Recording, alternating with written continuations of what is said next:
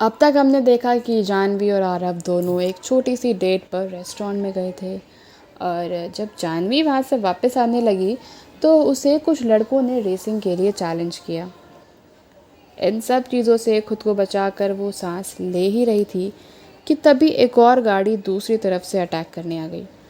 तब उसे एहसास हुआ कि इस समय 10 से ज़्यादा गाड़ियाँ उसका पीछा कर रही हैं और ऐसा लग रहा था कि वो एकदम दृढ़ निश्चय करके आए थे कि आज तो जानवी को अपने खेल में उतार के ही रहेंगे। अरे सुंदरी जी, आपकी स्किल्स इतनी भी बुरी नहीं है ना, इसको आजमा के देखा जाए। ये देख रही हैं आप, हमारा डेस्टिनेशन यही है। अगर आप जीती तो एक बड़ा सा रिवॉर्ड होगा और हाँ, हमारे रेसिंग क्लब में आपकी फ्री एंट्री हमेशा के लिए।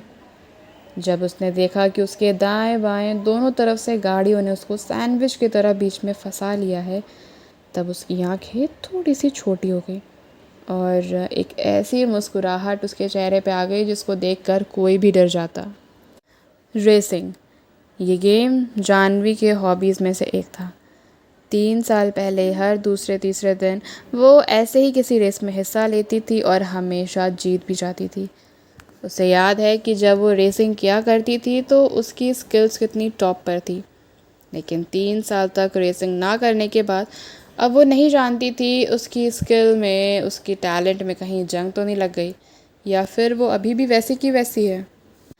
वैसे तो उसको गाड़ी तेज़ चलाना ही पसंद था, लेकिन जब बात रेसिंग की हो तो ये सिर्फ गाड़ी तेज़ चलाने जितना आसान काम नहीं होता। वो उसके लिए ऐसा काम था जो उसने 3 सालों में छुआ ना हो। एक बार खुद को थोड़ा एंटरटेन कर लूँगी तो क्या ही होगा। वो ये सब सोचती है लेकिन एकदम भूल जाती है कि इस टाइम उसके साथ गाड़ी में एक और इंसान बैठा था। जानवी उन गाड़ियों की तरफ देखती है जो बार बार उसको प्रवोक कर रहे थे। उसने गाड़ी के एक्सेलरेटर पर पैर दबाया और वहाँ से इतनी स्पीड में निकली जैसे बाण से तीर छूटता हो, और उसके ऐसे करते ही पीछे से तालियों और सीटियों की आवाज़ गूंजने लगी। उसके पीछे बैठी गाड़ियों ने भी अपनी स्पीड बढ़ा ली और उसका पीछा करने लगे। अचानक से वो शांत रोड ज़्यादा गाड़ियों की वजह से एकदम खतरनाक रोड बन गई थी। गाड़ी की स्पीड इतनी ज़्यादा थी कि उसमें से आने वाली हवा इंसान को हिला के रख दे रही थी। उसके जो बंदे बाल थे वो भी उन हवा से खुल गए थे क्योंकि हवा की वजह से उसका रबर बैंड उड़ चुका था। उसके वो लहराते हुए बाल किसी घने बादल जैसे थे जो इधर उधर लहर मार रहे हो। जानवी की आंखों में था तो सिर्फ जीतने का जज्बा, और उसके पैरों के नीचे वो एक्सेलरेटर बार बार अपनी लिमिट्स तक पहुंच रहा था।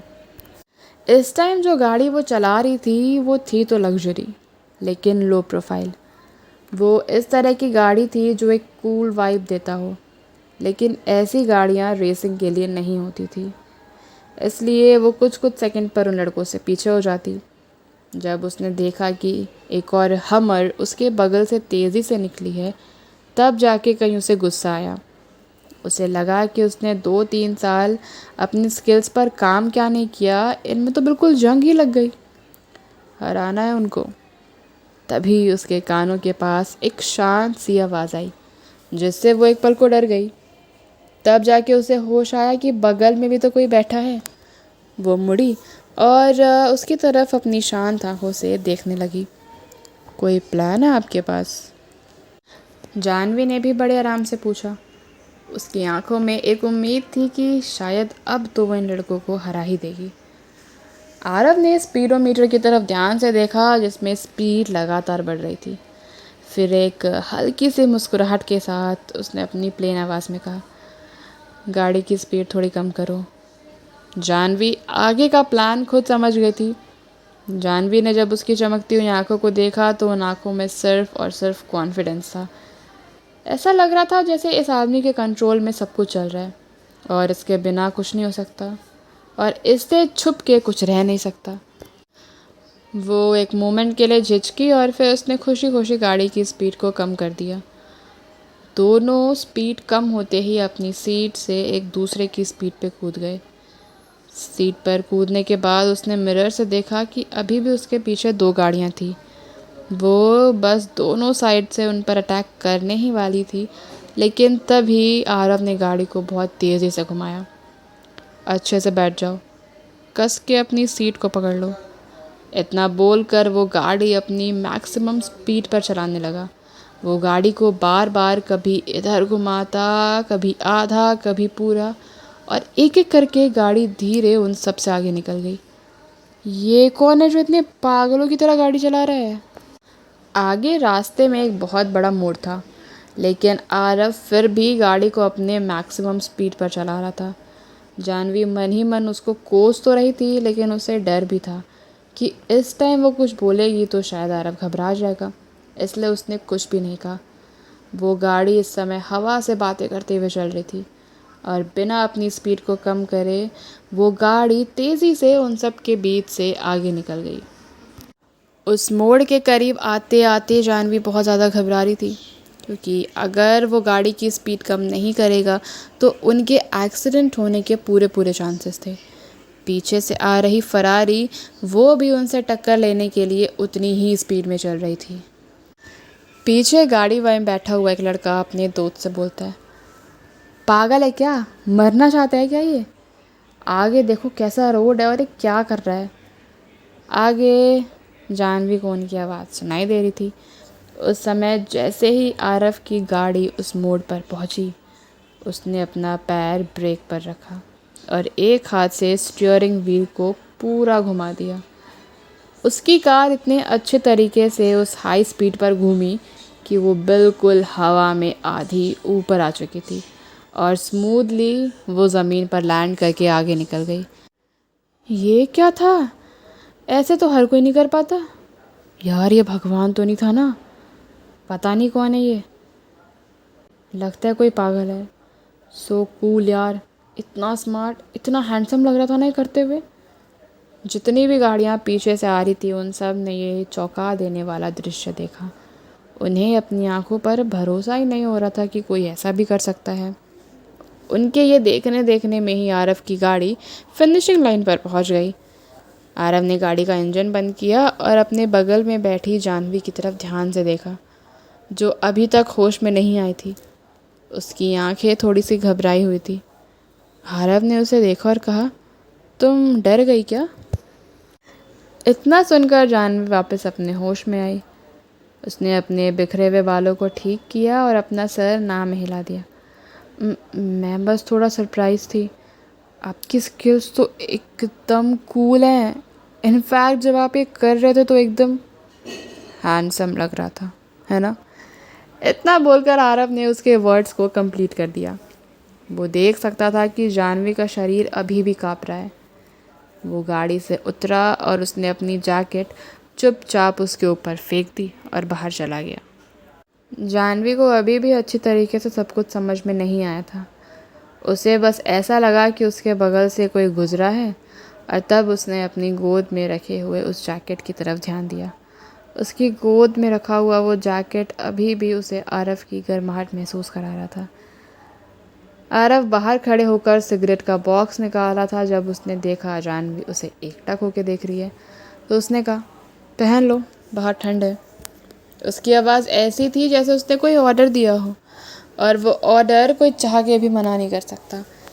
तभी वो सारे बच्चे जो ज़्यादा दूरी पर नहीं खड़े थे एकदम शॉक्ड होके उसके पास चल के आए। वो कुछ कहना चाहते थे, लेकिन तभी आरव ने उनकी तरफ सिगरेट का डब्बा आगे बढ़ा दिया। सबने एक एक लिया और मुस्कुराते हुए दोस्ती का हाथ आगे बढ़ाया। सिगरेट उनके लिए एक तरह का ग्रीटिंग था।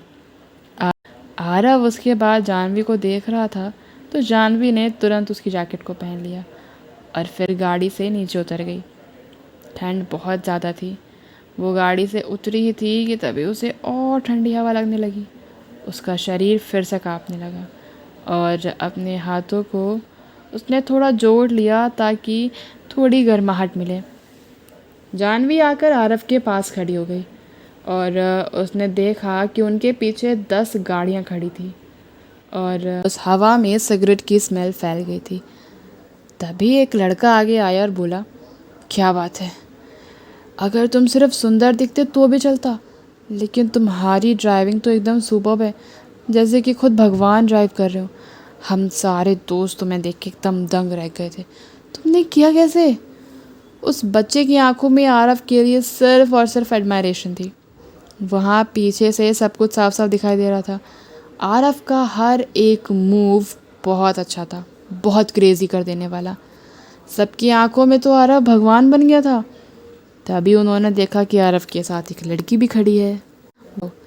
एक हैंडसम लड़का और एक ब्यूटीफुल सी लड़की, क्या जोड़ी है। तभी तो इन्होंने अपनी पूरी जान लगा दी। अगर मेरे साथ भी कोई ऐसी होती तो मैं भी अपना पूरा दम लगा देता। और ये सुनकर सब हंसने लगे। ये आपकी पत्नी है या फिर गर्लफ्रेंड, पर जो भी है बहुत सुंदर है।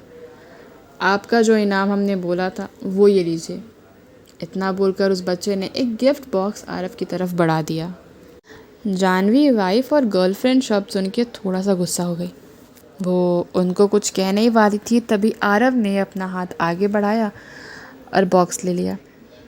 Thanks for the gift. वैसे तुम लोग भी कुछ बुरे नहीं थे। अरे हम तो बस ऐसे ही हैं। आपके मुकाबले में तो हम एक लेवल पर कभी नहीं आ सकते। आप प्रोफेशनल रेसर नहीं है ना? क्योंकि जैसी आपकी स्किल्स है मुझे तो लगता है प्रोफेशनल रेसर भी आपके सामने कुछ नहीं है। इनफैक्ट इस तरह की गाड़ी से रेस जीतने का मतलब है आपकी स्किल्स बहुत अमेजिंग है। आरव ने गिफ्ट जानवी की तरफ बढ़ा दिया। वो लेना तो नहीं चाहती थी, लेकिन उसकी आंखें देखकर जानवी ने वो गिफ्ट एंड में ले ही लिया। उस गिफ्ट के ऊपर एक बहुत प्यारा सा रिबन भी बंधा हुआ था। मिस, आप इसको खोल कर नहीं देखेंगी अंदर क्या है? पहले तो हमें लगा था आज का गिफ्ट तो हमारे मास्टर ही लेकर जाएंगे, पर किसे पता था आपके पति यूँ आएंगे और यूँ हमारा गिफ्ट लेकर चले जाएंगे। इतनी मेहनत से जो हमने गिफ्ट तैयार किया था वो अब हमें किसी और को देना पड़ रहा है। मास्टर, अगली बार आपको थोड़ी और मेहनत करनी पड़ेगी। फिर एक लंबा सा लड़का जिसको सब मास्टर बोल रहे थे, उसने अपना सिर ना में हिलाया और हार मान ली। मेरे स्किल्स इनके जितने अच्छे कभी नहीं हो सकते। अब मैं क्या ही करूं? जब भीड़ ने उनकी बात सुनी तो सब हंसने लगे। मिस, खोल के तो देखिए हमने इसमें रखा क्या है। तभी आरव बोला, हाँ मुझे भी बहुत एक्साइटमेंट है कि इसके अंदर आखिर ऐसा क्या है। देखो तो ये लोग इतने मिस्टीरियस होकर क्यों बोल रहे हैं। जानवी ने एक आह भरी और गिफ्ट की तरफ देखा। आरव की आंखें साफ साफ इशारा कर रही थी कि वो भी यही चाहता है कि गिफ्ट अभी खुले। जैसे ही उसने वो गिफ्ट खोला तो उनकी नज़रों में आया एक दृश्य जो बहुत मिसमराइजिंग था। क्या होगा उस गिफ्ट के अंदर, और जानवी वो गिफ्ट रखेगी या फिर नहीं, आगे जानने के लिए देखते रहिए हमारे चैनल को। स्टोरी पसंद है तो लाइक करें, शेयर करें, सब्सक्राइब करें। Till then thank you, bye bye.